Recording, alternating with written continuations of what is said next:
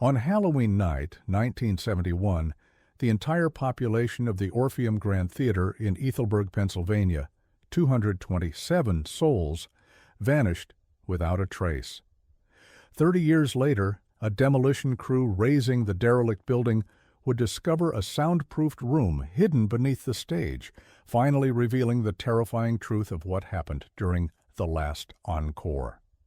Ethelburg, Pennsylvania, was not so much a town as it was a fiefdom carved from coal and iron. Every street, every home, and nearly every life was owned in one way or another by Ethelburg Steel. The smokestacks were the town's jagged crown, painting the sky in a perpetual haze of industry. The rhythm of life was dictated by the shift whistle, a mournful cry that echoed through the valleys, a constant reminder of who held the power. At the center of this world sat Sylvan Blackwood, a ruthless industrialist, with the carefully cultivated air of a benevolent patriarch. He had built the town from the ground up, and he managed it with an iron will disguised as community spirit. He funded the schools, the hospital, and the local newspaper, ensuring that the narrative of Ethelburg was always the one he had written. His control was absolute, his influence inescapable in the lives of his workers. The Orpheum Grand Theater was Blackwood's most ostentatious gift to his people. A palace of velvet seats, gilded plaster, and glittering chandeliers, it stood in stark contrast to the grit and grime of the mill. It was meant to be a symbol of prosperity and culture, a place where the hard-working folk of Ethelburg could escape. But like everything else in town, it was a beautiful facade, owned and controlled by the same man who controlled their livelihoods. Halloween night in 1971 arrived on a current of crisp, cold air that smelled of burning leaves and distant coal fires. The town was buzzing with an energy it hadn't felt in years. The premiere of The Last Encore was a sold-out affair, the most significant cultural event in Ethelburg's history. Families donned their Sunday best, the sense of occasion overriding the usual weariness that clung to the town like soot. It was a night promising drama and spectacle.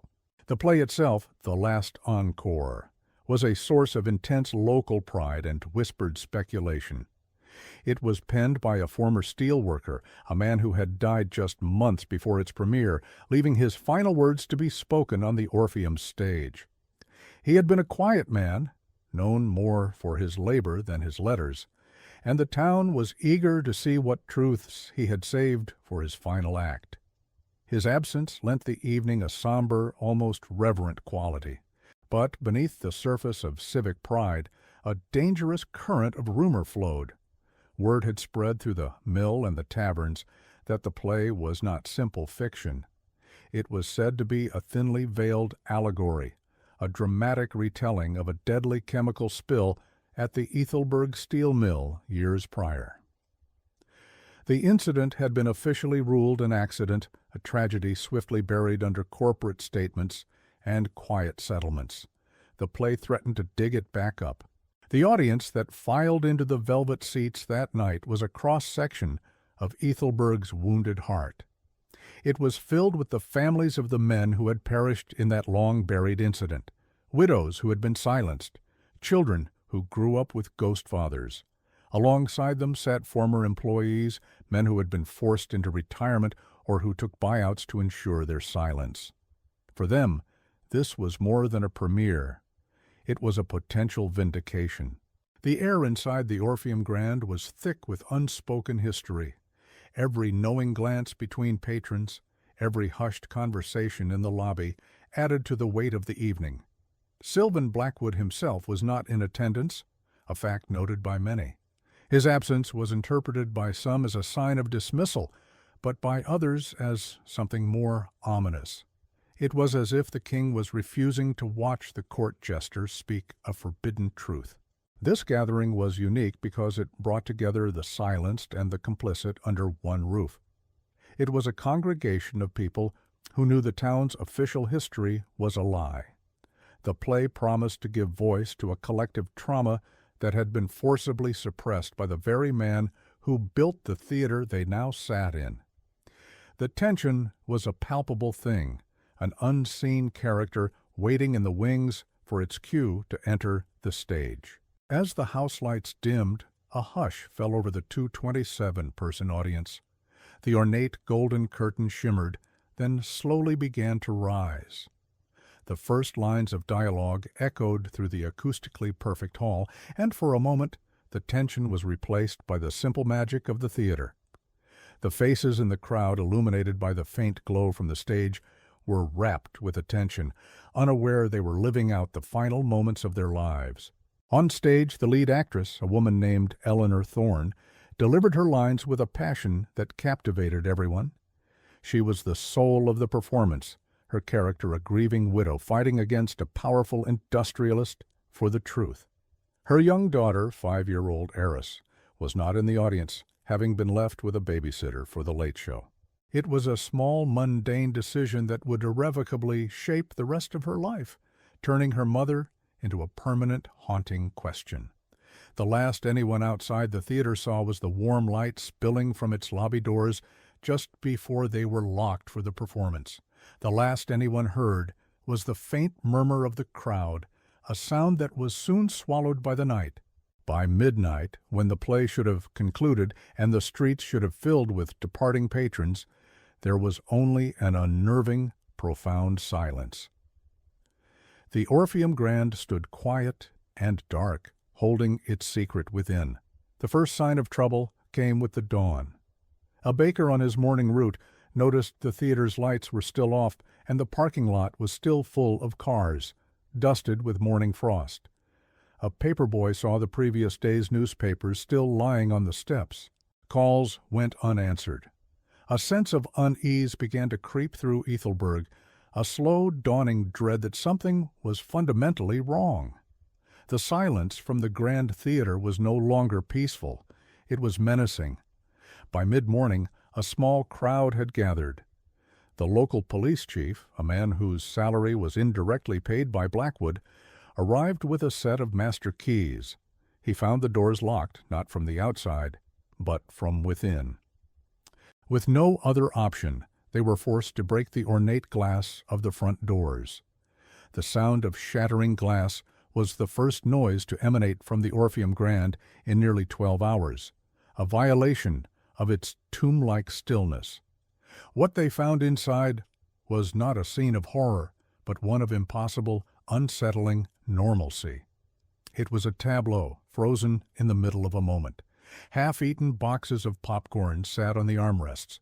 Expensive coats and shawls were draped over the backs of empty velvet seats. On the stage, the props for the second act were perfectly in place, waiting for actors who would never arrive. But of the 227 people, there was not a single sign. A meticulous search of the building yielded nothing. There were no signs of a struggle, no dropped wallets, no blood, no chaos. It was as if every man, woman, and child had simply evaporated into thin air. Investigators checked every exit, every window, every maintenance crawlspace. All were secured from the inside. The building was a sealed container, yet its contents had vanished completely, defying every law of logic and physics. It was a perfect, inexplicable disappearance. The state police were called in, bringing a brief flurry of outside attention to the isolated town. They interviewed everyone, searching for a reason, a motive, a clue. Had it been a cult? A mass abduction? A bizarre, coordinated prank? Every theory they proposed collapsed under the weight of the physical evidence, or rather, the complete lack of it. There were no witnesses, no ransom notes, and most importantly, no bodies. The case was a void. Sylvan Blackwood's lawyers were a constant presence during the short-lived investigation. They offered cooperation while subtly steering the narrative away from any suggestion of foul play connected to Ethelburg Steel. They emphasized the lack of violence and floated theories of a planned exodus, perhaps a religious group that had chosen the theatrical event as their moment of departure. Their influence was immense, calming public fears while simultaneously muddying the investigative waters with plausible, if bizarre, alternatives. Within weeks, the official investigation quietly concluded. The final report was a masterpiece of bureaucratic ambiguity. With no evidence of a crime, no bodies, and no suspects, the case was declared inactive. The official explanation settled on a combination of mass hysteria and voluntary departure. The Ethelberg vanishing was not a crime to be solved, but a phenomenon to be marveled at. The file was closed, but the wound in the community remained wide open. For the families left behind, the conclusion was an insult. They were left in a state of perpetual limbo, unable to mourn, unable to move on. Their loved ones were not dead, but gone. The town was fractured, split between those who accepted the official story and those who believed something terrible had happened, a crime covered up by the same power that controlled their lives. The silence from the authorities was as deafening as the silence from the theater. The Orpheum Grand was boarded up, becoming a silent monument to the town's greatest tragedy and America's most chilling ghost story. It loomed over Main Street, a beautiful, decaying tomb. Children dared each other to touch its locked doors, and its shadow became a place of local legend and horror. It was a constant physical reminder of the 227 people who had walked inside one autumn evening and were never seen again, their final encore an eternal, terrifying silence. Years turned into decades. Ethelberg steel began to decline, its furnaces cooling as the industry changed. Sylvan Blackwood passed away, leaving his tarnished empire to his son. A new generation grew up with the story of the vanishing, a piece of folklore as integral to the town's identity as the steel mill itself. The memory of the event softened from a raw wound into a permanent, melancholy scar, a mystery that time had seemingly buried forever. The official narrative, once a flimsy explanation, hardened into accepted history. It was easier to believe in a strange, inexplicable exodus than to confront the possibility of a monstrous crime hidden in their midst. The story of a mass disappearance was chilling, but the thought that a single entity could erase 227 people from existence was too terrifying to contemplate. The town chose the ghost story over the truth, because the truth implied a monster had lived among them. For 30 years the theater held its secrets within its silent, dust-choked walls, a perfect crime hidden behind a perfect mystery. The official story was a lie, but it was a comfortable one, protecting the town from a truth it was not ready to face. But they had all overlooked one crucial detail, a secret buried deep in the building's foundation. What they didn't know was that the architect of the theater had also been the architect of its silence. 30 years passed. The world changed, but Ethelberg simply decayed. The great furnaces of the steel mill, once the town's roaring heart, had long grown cold, leaving behind a husk of rust and economic depression.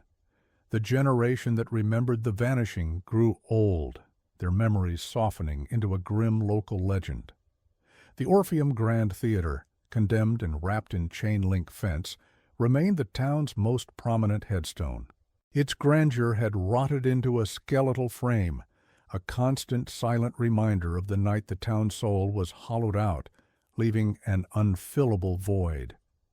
In the autumn of 2001, the town council, eager to attract new development and finally bury its most infamous ghost, signed the theater's death warrant.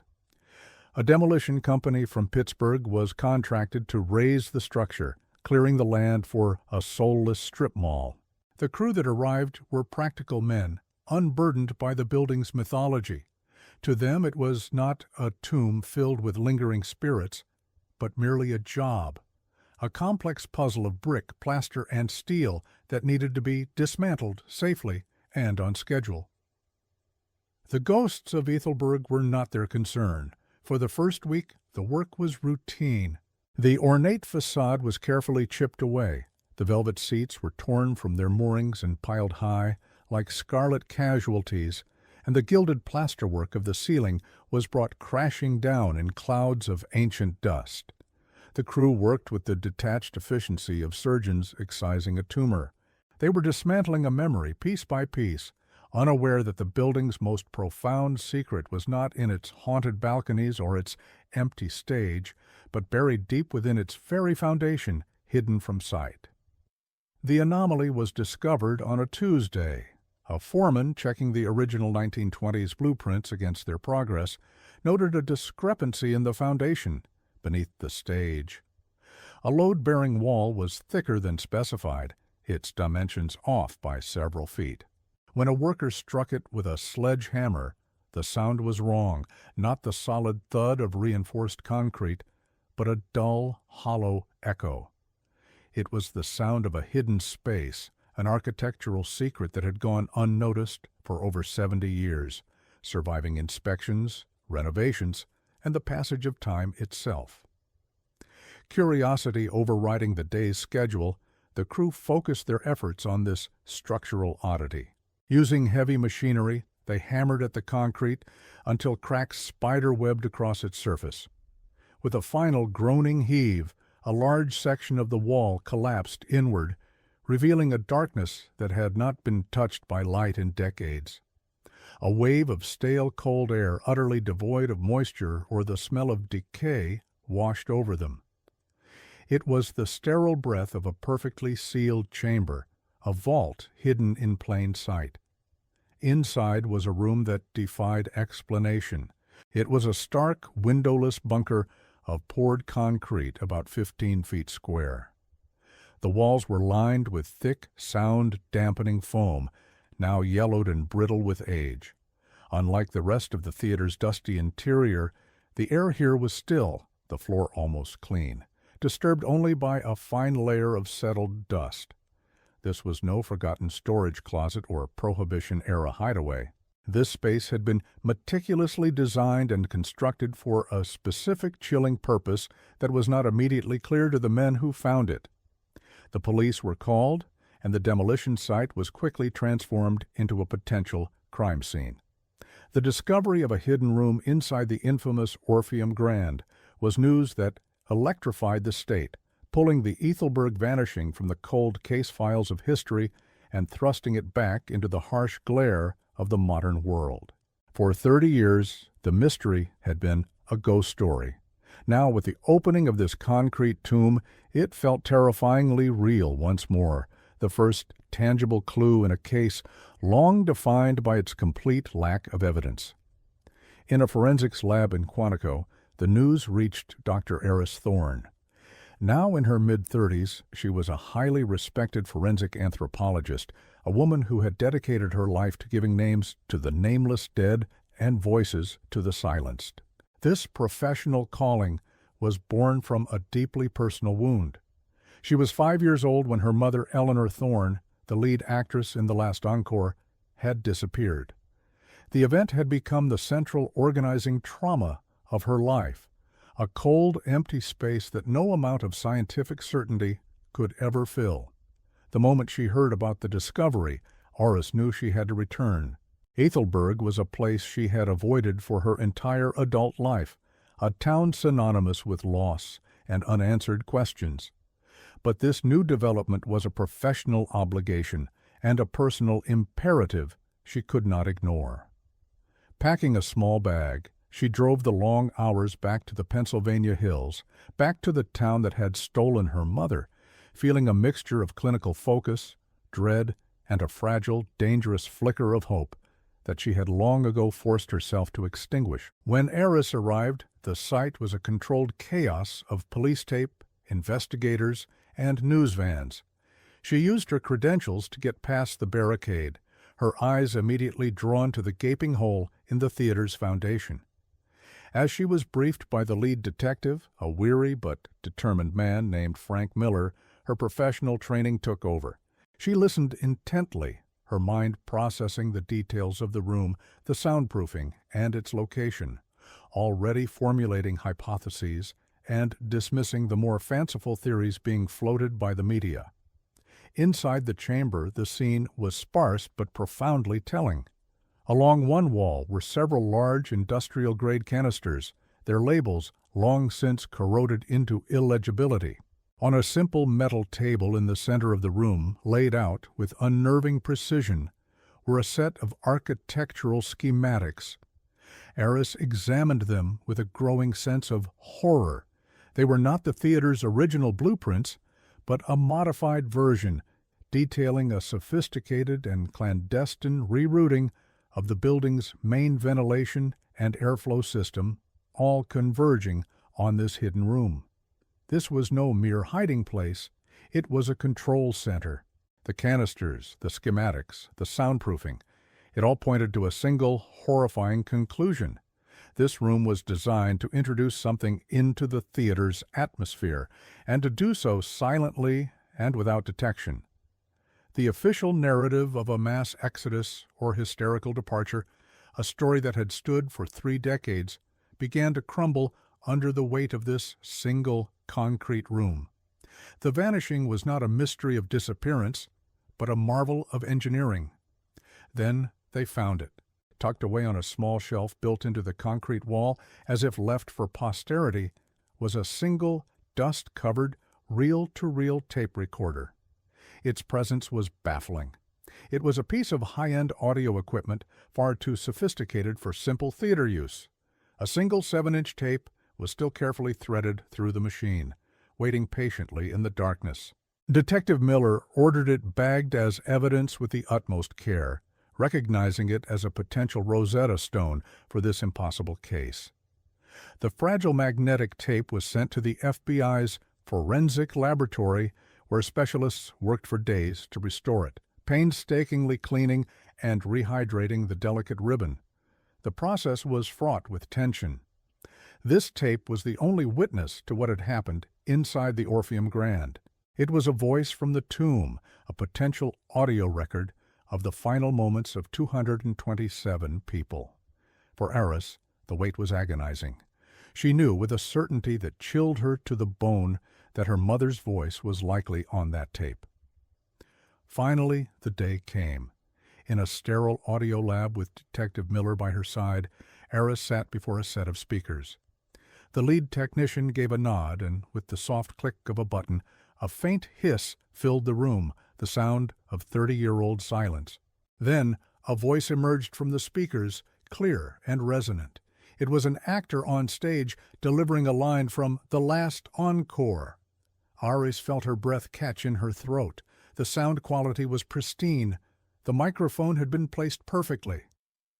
The recording continued, capturing the first act of the play, the dialogue, the scattered applause, the occasional cough from the audience. It was all there, a perfect audio snapshot of that fateful night. Eris recognized her mother's voice as she delivered her lines, a ghost speaking directly to her from across 3 decades. For a few minutes, the clinical detachment she relied on failed her, and she was just a daughter, listening to her mother, lost in the final performance of her life. It was a beautiful, heartbreaking moment. Then, midway through the recording, a new sound emerged, subtle at first. It was a low, high-frequency hiss, almost imperceptible beneath the dialogue on stage. It was not part of the play. A few moments later, a man in the audience coughed, a dry, hacking sound. He was quickly followed by another, then several more. The pattern was unmistakable and alarming. The coughing spread through the recorded audience, growing in intensity and frequency, a wave of sickness washing over the crowd. The actors on stage faltered, their lines becoming strained as the disruption from the audience grew. The sounds of coughing soon gave way to something far more disturbing, muffled cries, confused and slurred speech, the heavy thud of bodies slumping into seats. The noise escalated into a terrifying cacophony of panic and agony, a chorus of 227 people suffocating in unison. It was the sound of a mass poisoning, captured with horrifying clarity. Then, as quickly as it began, the noise subsided. The panicked cries softened into weak moans. The gasps for air became shallower, and within the space of 3 horrifying minutes, all the sounds of life faded away completely. The last thing the tape recorded was the soft, rhythmic hum of the ventilation system. After that, there was only a profound, chilling, and absolute silence that stretched on for the remainder of the reel. In the audio lab, the silence that followed the playback was just as heavy. Eris Thorne sat frozen, tears streaming down her face, her scientific mind overwhelmed by the raw human horror of what she had just heard. Detective Miller stared at the speakers, his face pale and set like stone. The ghost story he had grown up with, the nation's most baffling mystery, had just been solved in the most brutal and unequivocal way imaginable. This was not a mass vanishing. It was not a case of hysteria or a cult exodus. It was a meticulously planned and flawlessly executed mass murder. The 227 people in the Orpheum Grand had not walked out. They had been deliberately and systematically exterminated. The discovery of the room had reopened the case, but the audio on the tape had transformed it completely. It was now the largest single homicide investigation in the history of the United States. The official narrative, a comforting lie protected by the passage of time, had been irrevocably shattered. The truth was not strange or inexplicable. It was monstrous. The people of Ethelburg had not disappeared into thin air. They were gassed to death in their seats while they watched a play, their final encore, a silent, chemically induced death. The question was no longer where did they go, but who had possessed the power, the resources, and the motive to commit such an unthinkable atrocity. Who benefited from their silence? That was the question that now hung in the air, heavier and more menacing than any ghost story. The tape proved what had happened, but it offered no clue as to the identity of the architect behind the slaughter. The investigation had been reborn, shifting its focus from the supernatural to the profoundly human capacity for evil. The mystery of the Orpheum Grand was finally dead, but the hunt for its monster had just begun. Dr. Eris Thorne wiped the tears from her eyes, her grief hardening into a cold, diamond-hard resolve. For 30 years, her mother had been a missing person, a question mark. Now, she was a murder victim. As a scientist, Eris had pursued truth. Now, as a daughter, she would pursue justice. She looked at Detective Miller, a silent understanding passing between them. They were standing at the very beginning of a dark and twisted road. The empty theater had been a tomb of secrets, and the hidden room was its heart. The schematics showed the method, and the tape provided the proof of the crime itself. But the most crucial piece of evidence was still missing: the name of the killer. The official story was a lie, a carefully constructed facade to hide an industrial-scale slaughter. Unraveling that lie would mean confronting the very foundations of Ethelburg and the powerful forces that had built it. The national media descended on the small town, broadcasting the horrifying discovery to the world. The Ethelburg vanishing was no longer a quaint piece of American folklore. It was a true crime nightmare. The story of a mass murder hidden for 30 years captured the public's imagination, raising terrifying questions about how such an evil act could have been so perfectly concealed for so long, and what other secrets the dying town of Ethelburg still held. For the few remaining family members of the victims, the news was a devastating blow and a profound relief. Their decades of limbo were over, but the ambiguous loss they had lived with was replaced by the horrific certainty of murder. Their loved ones had not abandoned them. They had been stolen. This new, terrible truth gave them a singular focus. They wanted answers, and they wanted the person responsible to finally be held accountable for their crimes. The investigation now faced a monumental task, solving a 30-year-old mass murder where the crime scene had been scrubbed of all bodies and the official record was a work of fiction. The killer, or killers, had a 3-decade head start. They were likely old or even dead, their secrets seemingly buried with them. the detectives had to reconstruct the events of 1971, digging through a past that many in Ethelburg would prefer to keep buried. The discovery of the hidden chamber and its contents had provided the inciting incident, the spark that reignited a cold flame. It refuted the official narrative completely, replacing a mystery with a concrete crime. The case was officially reopened, with Eris Thorne acting as a special consultant, her personal connection and forensic expertise making her an invaluable, if emotionally compromised, asset. The search for the truth had begun in earnest, a truth that had been silenced for a generation. The chilling audio from the reel-to-reel tape was not an answer, it was a declaration. It was undeniable proof of a monstrous act that had been disguised as a ghost story. The tape solved the puzzle of how the 227 people vanished, but in doing so it unleashed a far more complex and dangerous investigation. But this discovery was only the first piece of a macabre puzzle that nobody in Ethelburg or the world was truly prepared to assemble. The audio recording from the hidden room did more than just solve a mystery. It ignited a firestorm. The Ethelburg vanishing was officially reclassified as Homicide Case 71-1031, a designation that now encompassed 227 victims. The FBI, led by a cold case task force, descended upon the decaying town, with Detective Frank Miller acting as local liaison and Dr. Eris Thorne serving as an indispensable, if deeply compromised, special consultant. Their mission was not merely to find a killer, but to dismantle a 30-year-old lie that had become the town's very foundation, a lie built and maintained by forces that had never truly relinquished their power. The investigation began where the first one had failed, with the original 1971 case file. It was a shockingly thin document, its pages yellowed and brittle. Eris reviewed the contents with a forensic scientist's eye, seeing not just what was there, but what was conspicuously absent.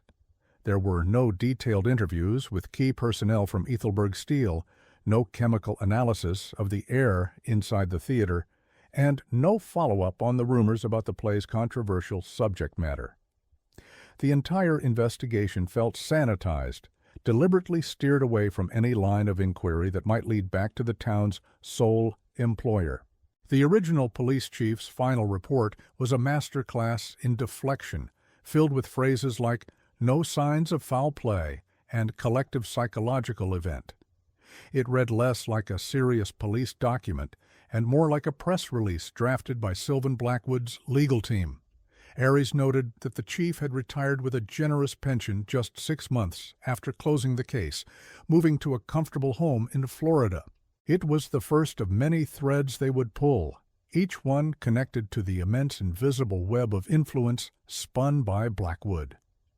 At the forefront of that influence now stood Sylvan Blackwood, Jr., an elderly man in his late 70s who had inherited his father's empire and his carefully polished public image.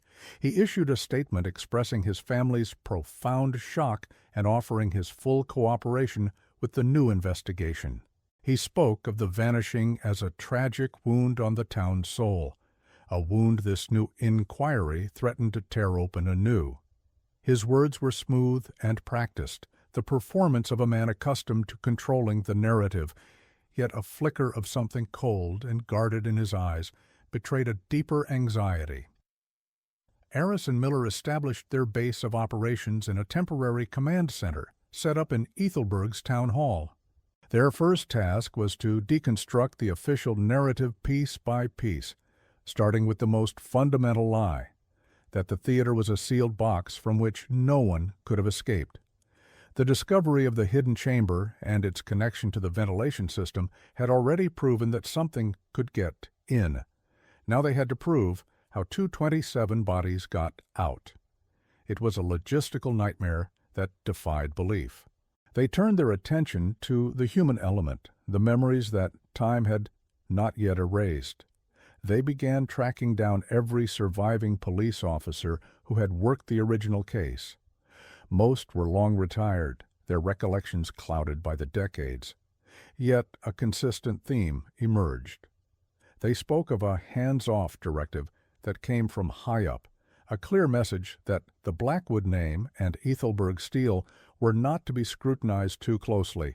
One former deputy, now in a nursing home, whispered, "We all knew it wasn't right, but in Ethelberg you didn't question Sylvan Blackwood, not if you wanted to keep your job." The next step was to find the men who had worked at the steel mill, specifically those on the night shift, for October 31st, 1971. This proved more difficult. Many were deceased, and those who remained were tight-lipped, their loyalty to the company that had fed their families still ingrained in their psyche. Miller and Aris conducted dozens of interviews in quiet living rooms and on dusty porches, patiently chipping away at a wall of silence that had stood for a generation. The old men spoke of the mill as a hard but fair master, and of Sylvan Blackwood as a great man. Slowly, however, inconsistencies began to surface. An elderly foreman, his hands gnarled from a lifetime of labor, recalled that Halloween night was unusual. The blast furnaces, he said, were ordered to be run at maximum temperature for several hours after midnight, a highly irregular procedure that consumed a massive amount of fuel.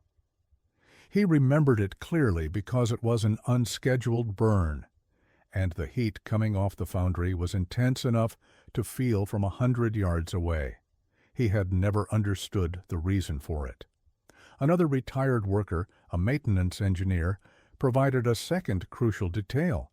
He remembered being part of a small hand-picked crew assigned to a special project that week. Their task was to reinforce and soundproof a section of a long-forgotten service tunnel that ran deep beneath the town. He said the tunnel was old, dating back to the Prohibition era, but Blackwood wanted it upgraded for reasons that were never explained. The most peculiar part? The tunnel, he recalled, terminated directly beneath the foundation of the Orpheum Grand Theater on one end and in the basement of the steel mill's foundry on the other. The pieces began to click into a horrifying mosaic: the hidden room to deploy the agent, the ventilation system to disperse it, the tunnel to remove the bodies, and the blast furnaces to destroy them. It was an industrial-scale operation, a human assembly line of death, meticulously planned and executed with the resources of a corporate empire. Sylvan Blackwood had not just committed a mass murder, he had used the very machinery of his industry to erase every trace of the crime, turning his victims into smoke and ash. With this working theory, the investigation shifted to the paper trail. Gaining access to Ethelberg Steel's archives from 1971 was a battle in itself. Sylvan Blackwood, Jr., and through his lawyers, fought them at every turn, citing corporate privacy and the irrelevance of 30-year-old documents.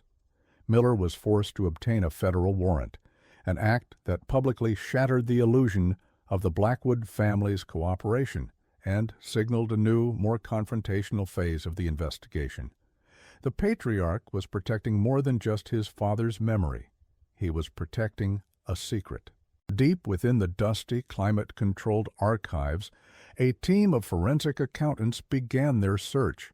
They were not looking for a smoking gun, but for anomalies, expenditures, purchase orders, and chemical manifests that deviated from the norm.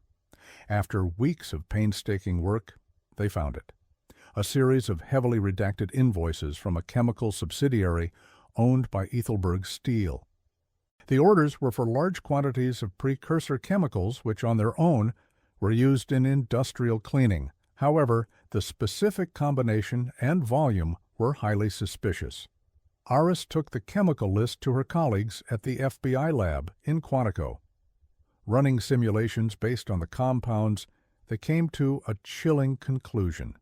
When combined under specific conditions, the chemicals would create a potent, fast-acting, and nearly odorless neurotoxin.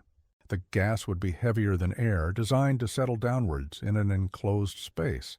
It would first induce confusion and coughing, followed by paralysis of the respiratory system. It was a silent, efficient killer, engineered to leave minimal trace evidence. It perfectly matched the sounds heard on the audio tape. Now possessing evidence of the weapon and a viable theory for the disposal of the bodies, the task force returned to the site of the Orpheum Grand. Armed with the retired engineer's testimony and original town blueprints, they brought in a ground-penetrating radar team. They scanned the earth between the theater's foundation and the now-defunct steel mill. The GPR screen lit up, revealing a clear, linear void beneath the surface, a man-made structure exactly where the old worker had said it would be. The tunnel was real. Excavation crews were brought in, and within a day they had broken through into the tunnel. It was just as the engineer had described, a damp concrete passageway, reinforced and lined with aging soundproofing material. It was wide enough for a small vehicle or several men carrying stretchers. It was a secret artery connecting the scene of the crime to the site of its erasure. The existence of this tunnel proved premeditation and conspiracy on a scale that was almost impossible to comprehend. Sylvan Blackwood had not acted alone. He needed a loyal crew to carry out his monstrous plan. The weight of the evidence was now overwhelming.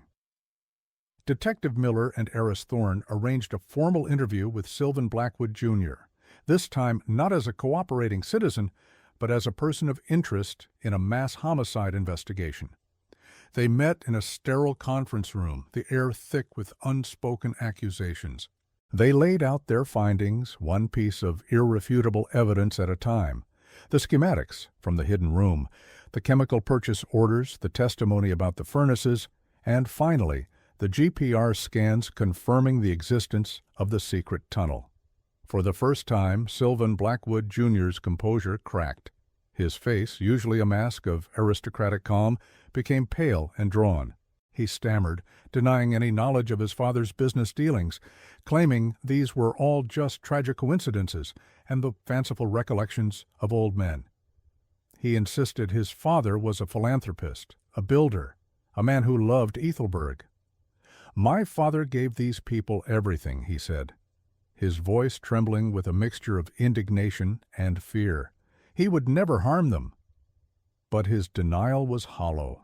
Eris looked at him, not with the cold objectivity of a scientist, but with the searing gaze of a daughter who had found her mother's murderer. She saw past the tailored suit and the carefully constructed facade to the terrified man beneath, a man who had likely lived his entire adult life in the shadow of this monstrous secret.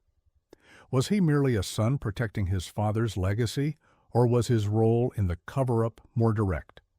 The question hung in the air, unanswered. The facade of the Blackwood dynasty was crumbling. The new evidence, leaked to the national media, painted a portrait not of a benevolent patriarch, but of a ruthless monster. The narrative of the Ethelburg vanishing was being rewritten in real time, from a chilling ghost story into a grim tale of corporate malfeasance and mass murder. The town, once fiercely protective of the Blackwood name, was now forced to confront the horrifying possibility that its founding father was also its greatest villain. The investigation had successfully reconstructed the what and the how of the crime. They knew a neurotoxin had been used. They knew how the bodies had been removed and destroyed. They had a primary suspect in Sylvan Blackwood, a man who possessed the motive, the means, and the opportunity to orchestrate the entire event. His reason was clear. The play, The Last Encore, was about to expose his criminal negligence in the earlier chemical spill, destroying his reputation and his company. So, he silenced the story by silencing the entire audience. Yet a crucial piece was still missing. While the circumstantial evidence was mountainous, there was no direct proof, no confession that tied Sylvan Blackwood himself to the plan. Without it, his son and the powerful Blackwood estate could continue to deny, obstruct, and cast doubt. They needed something irrefutable, a proof trophy left behind by the killer himself. They needed something that spoke in Sylvan Blackwood's own voice. Aris felt they were on the precipice of the final truth. The investigation had dissected the physical crime, but to truly deliver justice, they had to dissect the mind of the man who conceived it. What kind of person could plan and execute such an atrocity with such cold, logistical precision? Where would a man like that record his thoughts, his justifications, his triumph? The search now turned from the town's physical foundations to the private hidden world of Sylvan Blackwood himself. The crumbling Blackwood estate, a Gothic mansion overlooking the town, had been unoccupied for years. It was a museum of one man's ego, filled with portraits, hunting trophies, and artifacts of a bygone industrial era. Miller secured a new warrant, this one to search the personal residence of the deceased Sylvan Blackwood. They were no longer looking for financial records or blueprints. They were looking for a diary, a journal, a ledger, anything that would provide a window into the mind of a monster. The team entered the grand, dusty foyer of the mansion, the silence within its walls feeling as heavy and profound as the silence that had once filled the Orpheum Grand. They knew the final answer was here, hidden somewhere within the opulent decay. The crime had been reconstructed with science and testimony, but the truth of the man behind it was still locked away. What they didn't know was that Sylvan Blackwood, a man obsessed with his legacy, had indeed left behind a final testament, a document that would not only confess his crime, but celebrate it. The Blackwood estate was not a home. It was a mausoleum dedicated to the ego of one man. Dust motes danced in the slivers of light that pierced the grimy windows, illuminating a world of dark wood, faded tapestries, and the glassy, accusing eyes of taxidermied animals. The investigative team moved through the cavernous rooms with a quiet reverence, their search methodical yet tinged with a growing sense of futility. They were hunting for the thoughts of a dead man, a ghost who had perfected the art of silence. Every drawer was empty, every bookshelf held only the classics. It was a house scrubbed clean of its owner's soul. Aris Thorne, however, was not looking for a soul. She was looking for a ledger, a record, the cold calculus of a crime. Guided by an intuition born from a lifetime of unanswered questions, she found herself drawn to Sylvan Blackwood's private study. The room was a fortress of mahogany and leather, dominated by a massive oak desk. Behind it, a floor-to-ceiling portrait of Blackwood himself loomed over the room, his painted eyes exuding an aura of smug, unassailable power. Aris felt a chill as she met his gaze, the gaze of the man who had ordered her mother's death and turned her life into a question. Detective Miller and his team had already swept the room, finding nothing, but Aris saw what they had missed. The portrait, while perfectly centered on the wall, seemed minutely off-kilter, its heavy gilded frame not quite flush with the wood paneling. It was an imperfection, a tiny flaw in a room otherwise defined by obsessive order. Acting on this hunch, she pushed against the frame. With a low groan of protesting mechanics, the entire portrait swung inward, revealing a dark, square void in the wall. Inside sat a heavy black iron safe, its single dial gleaming dully in the dim light. The air in the room grew thick with anticipation as a forensics technician worked on the safe. The clicks of the tumblers echoed like a ticking clock, each one a countdown to a truth 30 years in the making. Finally, with a heavy clunk, the bolt disengaged. The technician swung the thick metal door open, revealing the contents. It was not filled with cash or jewels, but with a single unassuming object, a simple, leather-bound business ledger, its cover embossed with the gold leaf initials SB. It was a book of accounts, but Aris knew instinctively that its entries were not measured in dollars, but in lives. She took the ledger with gloved hands, its weight feeling both trivial and immense. She opened it on the desk, directly beneath the portrait of the man who had written it. The pages were filled with neat, precise cursive, the handwriting of a man in complete control. The first half of the book contained mundane business notes and stock figures. But then, midway through, the entries changed. A new section began, its heading written in stark block letters: Project Encore, Ethelberg Preservation Initiative. The clinical corporate language was the first sign of the horror contained within. The ledger was not a diary of guilt, but a project plan of monstrous clarity. Sylvan Blackwood had detailed every aspect of the massacre with the detached precision of an engineer. He listed the chemical compounds for the neurotoxin, the purchase orders, the modifications to the ventilation system, and the exact timing for its dispersal. He outlined the selection of the loyal foremen who would form the extraction team and their route through the secret tunnel. He even calculated the required temperature and duration of the furnace burn to ensure no biological matter, not even bone fragments, would remain. He wrote of the play itself, The Last Encore, with cold fury, calling it a slanderous fiction and a threat to the stability of the community I built. He described the audience not as people, but as infected tissue that needed to be excised before the sickness of their discontent could spread. In his mind, he was not a murderer. He was a surgeon performing a necessary, if unpleasant, operation to save the life of his true creation, the company, the town, his legacy. It was a chilling testament to a profound and absolute narcissism. The final entry was dated November 1st, 1971, the morning after the vanishing. It was short, triumphant, and utterly devoid of remorse. A legacy is a fragile thing, Blackwood wrote. It cannot be left to the mercy of the bitter or the weak. The procedure was a complete success. The theater is silent, the infection is purged, and the narrative is secure. Tonight I did not destroy a theater full of people. I cauterized a wound. Eris closed the book, the soft thud of the leather cover echoing like a gavel. They had it, the confession, the motive, the man. The confrontation with Sylvan Blackwood, Jr. took place in the same sterile conference room as before, but the atmosphere had shifted from tense to funereal. The elderly man sat at the head of the table, flanked by his lawyers, his face a mask of practiced defiance. Detective Miller began, placing a series of documents on the table: the chemical manifests, the tunnel schematics, the audio tape. Blackwood, Jr. dismissed them all as circumstantial, a web of coincidences spun by overzealous investigators.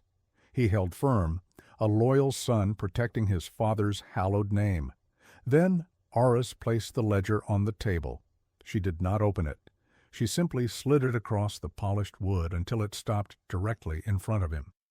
"We found your father's project plan," she said, her voice steady and cold. "The one where he details the murder of my mother and 226 other people. The one where he calls them infected tissue. The one he signed off on as the Ethelberg Preservation Initiative. Would you like me to read it aloud, or have you already had the pleasure of reviewing his work?" For the first time, Sylvan Blackwood, Jr.'s composure shattered completely. The blood drained from his face, leaving behind a gray, waxy pallor. He stared at the ledger as if it were a venomous snake, his hands trembling on the tabletop. His lawyers began to object, but Miller silenced them with a single, sharp gesture. All eyes were on the old man, the last guardian of a monstrous secret, as the weight of 30 years of silence finally came crashing down upon him. He knew what was in that book. He had always known. His denial crumbled into a choked, ragged sob. The carefully maintained dam of lies built over a lifetime broke, and the truth poured out in a torrent of grief and fear. He confessed that he had known about the plan. He was a young man then, horrified but too weak, too indoctrinated by his father's immense power to intervene. His role was not in the execution of the crime, but in its aftermath, the meticulous, lifelong maintenance of the cover-up. He had spent his entire life honoring his father by protecting his most unforgivable sin. The confession was a national bombshell. The truth of the Ethelberg vanishing, a story that had haunted America for a generation, was finally revealed in all its grotesque detail. The Blackwood name, once synonymous with industry and philanthropy, was now forever linked to one of the most horrific mass murders in the nation's history. The corporate empire, built on a foundation of steel and secrets, collapsed under an avalanche of lawsuits and public revulsion. The lie was finally dead. Sylvan Blackwood, Jr. was arrested not for murder, but for decades of obstruction of justice and conspiracy. The loyal foremen who had helped carry out the act were all long dead, having taken their secrets to the grave, their silence bought with generous pensions and company loyalty. Sylvan Blackwood himself, the architect of it all, was beyond the reach of the law, a ghost who could only be tried in the court of history. For many, it felt like an incomplete justice, but it was a reckoning nonetheless. A week later, a ceremony was held on the barren, wind-swept lot where the Orpheum Grand had once stood. A simple granite monument had been erected, and on it were etched 227 names. For the first time, the victims of the vanishing were officially recognized not as missing persons, but as the victims of a heinous crime. Surviving family members, now old themselves, stood together, finding a shared solace in the cold, hard certainty of the truth. The ambiguous pain of not knowing was finally replaced by the clarity of grief. Eris Thorne stood before the monument, her hand tracing the letters of her mother's name, Eleanor Thorne. The ghost that had haunted her for 30 years was finally at rest. The cold, empty space in her life was not filled, but it was no longer a question mark. It was now a memory, a story with a beginning, a middle, and a brutal but definitive end. She had pursued the truth as a scientist, but she had found it as a daughter, delivering the justice that an entire town had been too afraid to demand for itself. The silence of the Orpheum Grand had finally been broken, its dark secret brought into the glaring light of day. The story served as a chilling reminder that the greatest monsters are not supernatural phantoms, but ordinary men who believe their power places them above humanity. The truth, buried under tons of concrete, corporate lies, and the weight of passing decades, had endured. It had waited patiently, a final, undeniable encore, proving that no secret is forever and no voice can be silenced for good.